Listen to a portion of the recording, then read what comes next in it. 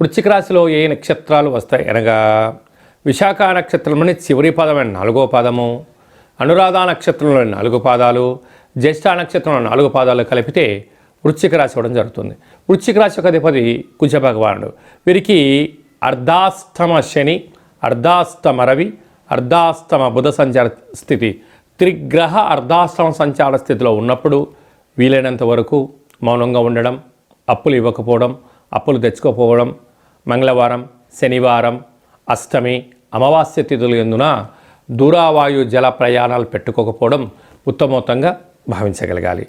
లేకపోతే మీరు అనేక రకాలమైన ఇబ్బందులు, శారీరకమైన రుగ్మతలు, చర్మ వ్యాధులు, సూర్యరశ్మికి సంబంధించిన ఇబ్బందులు అంటే డి విటమిన్ కానీ కంటికి, పంటికి, దేహానికి సంబంధించిన వ్యాధులతో బాధపడే పరిస్థితి ఉంటుంది.